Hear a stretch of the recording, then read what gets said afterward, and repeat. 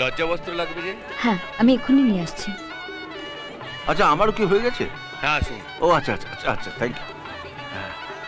কই কেশো? একেই বলে সুপার লোটো জেতা।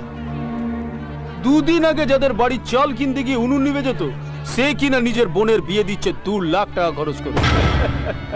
ভাব, টাকা কি জিনিস? যাকে 24 ঘন্টা সার্ভিস দেওয়ার জন্য দরজা ইট পেতে রাখলাম, সে কিনা শুধুমাত্র টাকার জন্য বড় লোকের বেটাকে দিয়ে সার্ভিস করাচ্ছে। বলছিলাম কি, বড় লোকের বউরা তো বর থাকতো দুপুরবেলা ঠাকুরপোর খোঁজ করে। দরকার লাগলে বলো, গায়ে মহারাজ সাহেবের কোট চড়াবার অভ্যাস আছে আমার।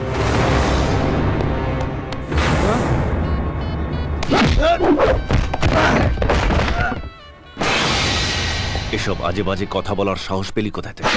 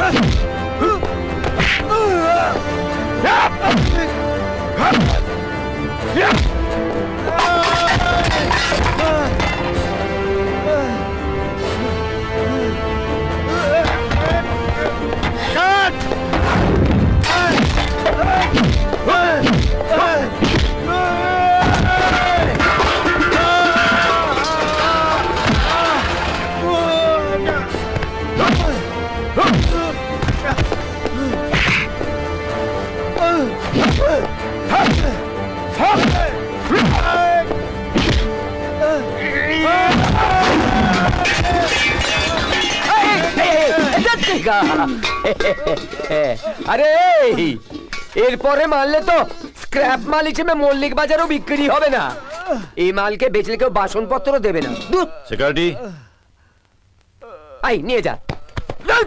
উরি বাবা, এই যা। Thank you. It's okay. এই হচ্ছে আদর্শ স্বামী। স্ত্রীর নামে কেউ কিছু খারাপ বলেছ কি মরেছ, তারপর লাগাও 4 ছক। স্ত্রীর সম্মান কি করে রাখতে হয় আজ সেটা তুই প্রমাণ করে দিলি। বাবা, হ্যাঁ পল্লবীর জায়গায় যদি অন্য কোনো মেয়ে থাকতো, আমি ঠিক এটাই করতাম। হ্যাঁ ঠিক আছে, কিন্তু স্ত্রীর সঙ্গে অন্য মেয়ের একটু তফাৎ আছে, তাই না? এতগুলো লোকের সামনে যদি কোনো মেয়ের কেউ অপমান করত, তাহলে আমার জব ঠিক এটাই থাকতো। বাবা চলুন চলুন, সবাই চলুন। থেমে গেলেন কেন? মনে মনে দুজনে